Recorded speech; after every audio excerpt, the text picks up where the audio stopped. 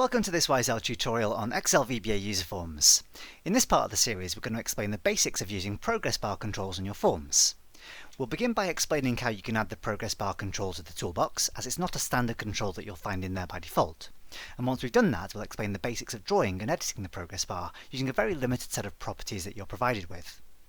We'll explain the basics of the code you need to write to update a progress bar's value, and then take that into a slightly more practical context by updating our progress bar while a loop is being processed. So we'll look at how you can calculate the loop's percentage complete, and then use that value to indicate progress with the progress bar control. So there's not a huge amount to do in this video, it's not particularly long or complex, but let's get started. Okay, so before we actually start creating our progress bar example, let's have a very quick look at what we're aiming to achieve. We've got a fairly standard list of movies. We've used this sort of list in many previous videos, although it is a slightly longer list than normal. I wanted to make sure we've got enough data to work with so that the progress bar has time to update. So we've got about 1200 rows of data in this example. I'll put a link in the video description so that you can download this same file, although that might take just a couple of days to appear, so please just do be patient for that. So the idea behind this particular example is that I'd like to extract some films from my list based on a minimum runtime in minutes, and I'm going to specify that value by entering it into a form. So I've got a quick button here. I can click Get Films, and I've got a simple little dialog box that I can fill in. So let's say if I enter a value of 120, and if I hit the Get Results button, it's going to process this list and find all the films with a runtime that are at least 120 minutes. So when I click Get Results, you'll see the little progress bar pops up indicating how long it's taking to finish that particular procedure. It's not a particularly big list, only 1200 rows. You may well be working with much larger sets of data in the real world, so your progress bar will of course take slightly longer to run.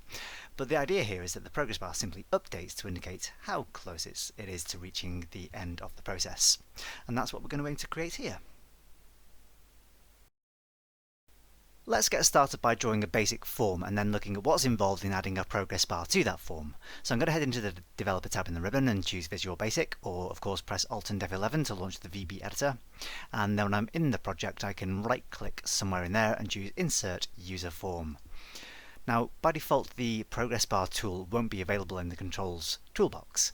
To get access to this, you need to add it in as an additional control. So to make that work, you can right-click somewhere in the background of the toolbox and then choose Additional Controls, similar to the way we've done this in previous videos for things like the date time picker, etc.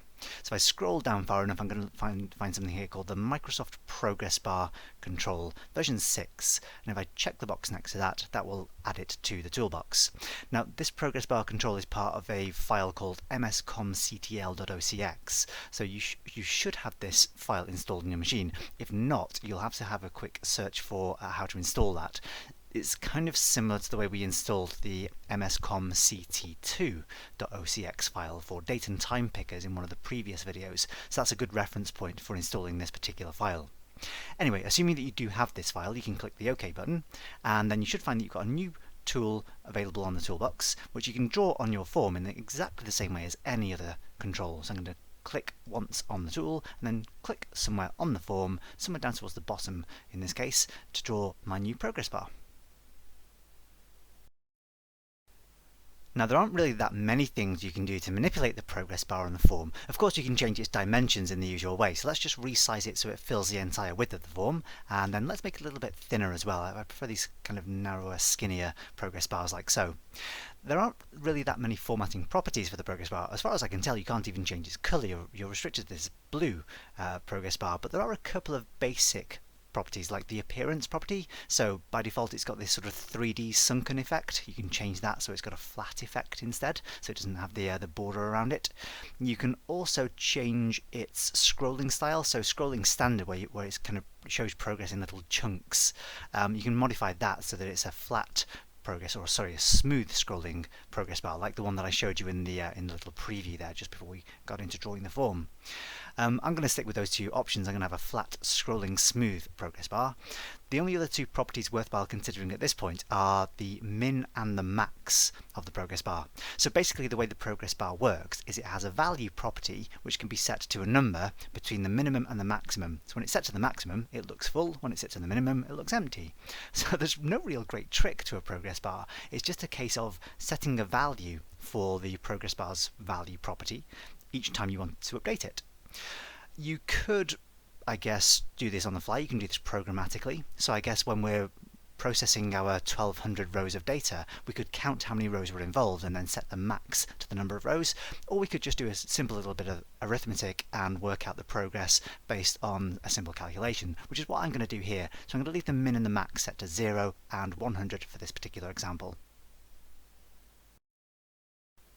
Let's just have a very quick look at how we can modify the value of the progress bar while the code is running. So let's just draw a temporary button somewhere on the form. If I click somewhere again on the background of the form to bring back the toolbox, find the command button tool, and I'm just going to draw a temporary button down in the bottom right hand corner. I'm not going to bother renaming it or changing its caption. As I say, I'm going to delete this one fairly soon anyway. But what I'd like to happen before I delete it is that if I click on this button when the form's running, it increases the value of the progress bar by, let's say, an increment of 5, just for the sake of argument. So what I'm going to do is double click on the button to access its click event handler, and then all I'm going to do is write a single line of code in here that's going to refer to the progress bar control. I haven't renamed it, so it's still called progress bar 1, and I'm going to reference its value property, and I'm going to make that equal to itself plus the progress bar 1.value plus an increment of, let's say, 5. Okay, so having done that, if I switch back into the form by double clicking on it in the Project Explorer, click somewhere on the background of the form and then run it, we ought to end up with the form displayed. Now the progress bar won't appear to begin with. Because I've made it a flat progress bar, it loses the border, so it disappears essentially completely when its value is set to 0. So when the form first loads, the progress bar will by default have its minimum value set. If I click my command button, it increases the value of the progress bar by 5, and so on and so on and so on. So each time I click on that, it's just increasing the value of the progress bar. There's no great trick to it, as I said before. It's just changing the value property until it reaches its upper limit. Now if I get to the very, very end and it's full, I'll hit a problem, of course. You can't increase the value of the progress bar to more than its maximum, so I'll need to make sure that our code handles that as well. But that should be fairly predictable, I guess. So I'm just going to hit the end button at this point, and then that takes me back to the design of the form. I'm going to double click on the button and just get rid of all the code sitting behind it. We won't need that. Then back into the form design and just delete the button itself as well. What we'll do next is add in all the controls we can use for the user to fill in, so a minimum runtime and then a button to click on that will do something useful. Okay, let's just spend a very little bit of time designing the form properly so it's easier to use. I'm going to change the name of the form so that it's not called user form 1, it's going to be called get films. Not very inventive, I know, but there we go. And then the caption will say something like enter a minimum length. Okay, so these have got some basic instruction at least. I'm then going to click back onto the background of the form so I can see my toolbox, and I'll add a basic label first of all, somewhere towards the top left hand corner, and I'll change the label so that its caption says something like min length. Something nice and quick and short and simple. And I'm not going to bother changing the label name. I'm not going to reference this label in code later on, so I know it's fairly lazy of me, but I'm not going to rename it at this point. Then what I'd like to do is add a text box that the user can type into. So I'm going to enter that text box just next door to the label, and I'm going to change the text box name so that it's called something like minimum length. And then once I've done that, I need to add a basic button that I can click on for the user to get the films that they've asked for. So again, back in the background of the form, another command button just next door to the text box.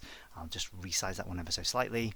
I'll change the button name so that it's called get film list, and then I'll change the text on the button so that that also says something basic like get films.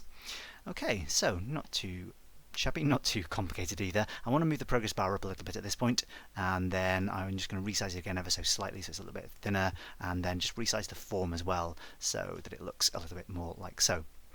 Okay, perfect. So what we're going to do next is add some code to the Get Films button to make it process the entire list of films on sheet 1 and extract those that match or have a runtime value that's greater than or equal to whatever's been typed into that text box. So let's generate an event handler for the click event of the Get Films button. I'm going to right click and choose View Code, or I could have double clicked on the button as well, of course. And then in the subroutine that's generated for me, the first thing I'd like to do is check that the user has entered a number into the text box. Just a quick little bit of validation. I'm going to declare a variable first of all called something like minlen. Nice and short. That was supposed to be a capital M. And then I'm going to declare a data type as long. And what I'm going to do next is check if not is numeric. using the isNumeric function. And then I've got a text box in my form called minimum length, and I can refer to it as a value property. Then, if that's the case, I'm going to exit the subroutine, so nothing will happen at all. Otherwise, I'm going to convert into a long integer the value of the minimum length and store it in the min_len variable. So I can say min_len equals clng, so that's a conversion function for converting into the long data type, and then just quick copy and paste minimum length dot value. So that means at that point, if I make sure I add in my end if, I've got the min_len stored safely away in a variable so that I can use it in an if statement later on. The next thing I'd like to do is store a list of all of the film name cells in another variable, a range variable. So I'd like to get access to all the cells on sheet 1 from range A2, the first film, all the way down to the cell at the end of the list, which in this case is A1201. Of course, that list might be a different size each time, so I'd like to do this dynamically. So let's head back up to the top of the list and then back into the VB editor. I'm going to declare a variable for this. I'm going to call this one something like film list, and the type of this one will be a range. To set the reference stored in that variable, I'm going to say set film list equal to sheet1.range, and then the top cell in my list was A2. Follow that with a comma, and then say sheet1.range, and then the bottom cell in the list I can reference by saying something like a1.endXLDown. That assumes that my list is complete and there aren't any gaps in the list, of course. Alternatively, I could have said range A1,048,576.endXLup, and that would achieve the same end result. Anyway, that's the technique I'm going to go for in this particular case. That will store safely the list of films in that variable. What I'd like to do now is have a couple of variables which keep track of the total number of rows in the film list and also which row we're currently processing. So I'm going to head back up to the top of the procedure and declare a new couple of variables. One's going to be called, let's call this one total rows, and that's going to of course keep track of the total number of rows, as you might expect, and then one called, let's say, current row. Let's say, there we go, so current row also as long. To set the value of the total rows variable, I'm just going to count the number of rows in the film list range. So I can say total rows equals film list dot rows dot count. Nice and simple and straightforward. To begin with, I'd like my current row to be set to 0. So let's say current row equals 0. That happens to be the default value for the long data type anyway. I don't technically need to do that, but it's always nice to be explicit about these sorts of things. Okay, so the next job is to set up a new worksheet which is going to store the extracted films once we process the list. So let's do that by simply saying worksheets.add. I don't really care what the new worksheet is called, I'll just leave it with the default name, which will be sheet 2, sheet 3, etc. I'd also like to make sure that I copy the column headings across from the original worksheet, so from sheet 1 onto whichever new worksheet I've just created. Now to do that I can say sheet1.range A1. I know that happens to be the top cell in my list. And just to cheat, just as a quick shortcut, I'm going to refer to the entire row for that particular cell. So range A1.entireRow.copy. Now, having copied it, I can send it to a specific destination. Having just added a new worksheet, that sheet will be active and cell A1 will be active. So the simplest thing to do here is just say active cell. So the top row of data from sheet 1 will be copied into the top row of data in the new worksheet. All I'd like to do then is make sure that I've selected the first row or the next row down. So I'm going to say range A2.select. So that sets us up for now copying and pasting cells from the sheet 1 list into the new worksheet. The next job is to start processing the list of films, and the way that I'm going to do this is using a for each loop, which means I'll need to declare another variable somewhere towards the top of the subroutine which can hold a single film or a single cell each time I process my loop. So I'm actually going to add this to the end of the film list row or line of code in my variable declaration section. So I've got dim film list as range, I can then have a comma, and I'm going to call this film also as a range.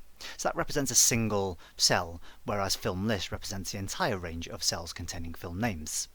So now that I've got those two variables, I can write a basic for each loop, just as we've done many times throughout this video series. So I can say for each film in film list. I want to make sure that that loop gets closed off later on, so I'm going to give myself a couple of blank lines and then say next film. Then I can head back up inside the loop and start processing it. So the first thing I'd like to happen for each film that I encounter is I'd like to increase the row count. So I'm going to say current row equals current row plus 1. So that will make sure that I'm referring to or keep track of the row number that I'm currently processing. That's going to be quite important in just a moment. What I'm then going to do is check that the current film that I'm looking at has a runtime that is at least equal to the min length that I've got stored up here. So to refer to the value of the runtime minutes column, I can refer to the value of the cell that's 1, 2, 3 columns to the right of the film name. So back into the VB editor, I can say if film.offset 0,3 dot value is greater than or equal to min len then. If that happens to be the case, what I would like to do is copy the entire film row into the currently active cell on the new sheet. So I can say film.entireRow.copy, using that tiny little cheat again, so copy the entire row rather than the specifically populated cells, and then I can send it to a destination that is again the active cell. To make sure that if I copy another film on later on, I'm down to the next row, I want to make sure that I've offset one row further down, so I can say active cell dot offset 1,0 dot select, and at that point I can say end if. So all that code that we've written so far there doesn't do anything whatsoever to the progress bar. That's purely to actually get the system to work and actually copy films from one place to another. So the very last line that we're going to enter into here, into this loop, is the code that will update the progress bar itself. The code that we need to write to do this is pretty straightforward. We're going to update the progress bar value property again. So I'm going to say progress bar 1.value equals, and then this time, rather than make it a specific value like a specific increment plus 5 or a specific value, I'm going to make this equal to the result of a calculation which is going to divide the current row by the total number of rows and then simply multiply that by 100, which effectively gives us a percentage complete, if you want to think of it that way. So if I open up some parentheses and I can write a calculation that says current row divided by total rows, and then close up parentheses, then simply multiply that by 100 to get the final result. And that's one quick simple way as well to prevent us from exceeding the max of the progress bar's value. So we don't need to write any if statements, although you could if you wanted to. You could check if a value you're going to specify exceeded the max property of the progress bar, but in this case we don't need to. Now there are a couple of extra little tweaks we could make to improve this system, but just to test the basics of working first, let's head back to the form in Design View just by double clicking on it, and then if I click onto the form and then choose to run it in the usual way, I'm going to enter a min length of let's say 120, and then if I click the Get Films button, we should see the progress bar increasing as it goes along, and then eventually I'll end up with a brand new worksheet containing all the films with at least that minimum length. Now at this point, any improvements you might like to make to the system are entirely up to you, but in terms of the progress bar itself, there's really not that much more to say about them. They have a simple value property which you can update, and that will make the progress bar indicate progress. And that really is all there is to them. But just to tidy up a little bit, I'm going to do a couple of basic things like making sure the column widths have been set correctly after we've pasted in all the data, maybe make sure we've selected the top cell in the list again so that the user's not staring at what the result is right down at the bottom of the page. So just going to close down the form by clicking the cross in the top right hand corner, and then I'm going to head back to the code behind the Get Films button by just double clicking on it. We can just add a couple of extra lines then down below the for next loop, so down below where it says next film I can add a couple of basic lines that would say, for instance, range a1.select, and then below that I can say active cell dot current region. So current region references the entire block of cells in which that one sits. Then I can refer to the entire column property of those, and finally apply the autofit method so that the columns will become the correct width for the data that they contain. It might also be worthwhile thinking about not having the screen updating. It wasn't very apparent actually when I ran that one, and you saw it on the video.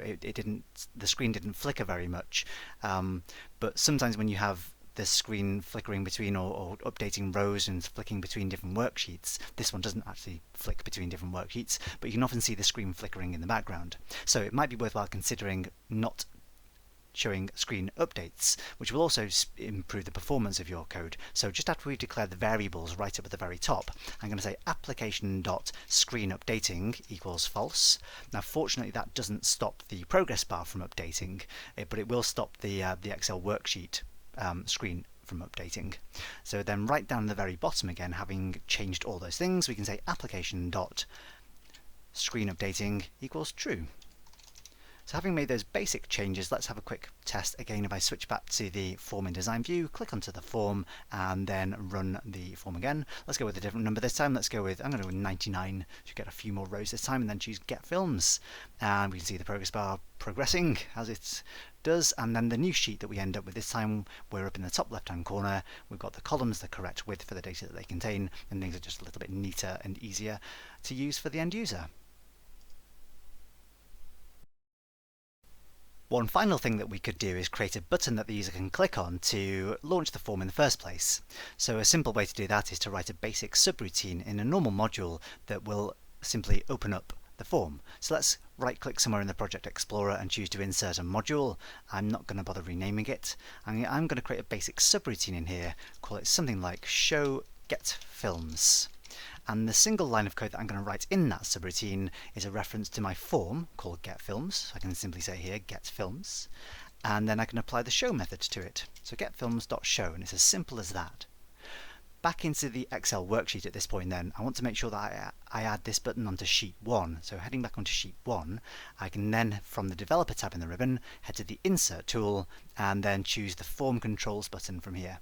So if I click on the Form Controls button, and then I'll just draw one somewhere over to the right hand side. And then as soon as I draw one, as soon as I click the mouse, it asks me which macro I would like to attach to that button. So if I choose Show Get Films and then click OK, I can then just resize the button a little bit and then maybe edit the text in there so that it makes it a bit more obvious for the user what it's supposed to do. So I'll say Get Films. Then when I click away from the button, that will activate it so that the next time I click on it, it gives me the dialog box popping up.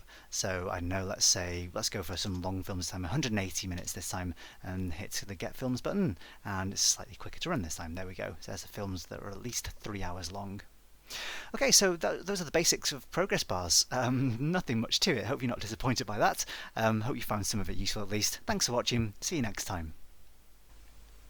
If you like what you've seen here, why not head over to the WiseR website, where you can find loads more free resources, including these videos, some written blogs and tutorials, and even some exercises that you can download to practice your skills. Thanks for watching, see you next time.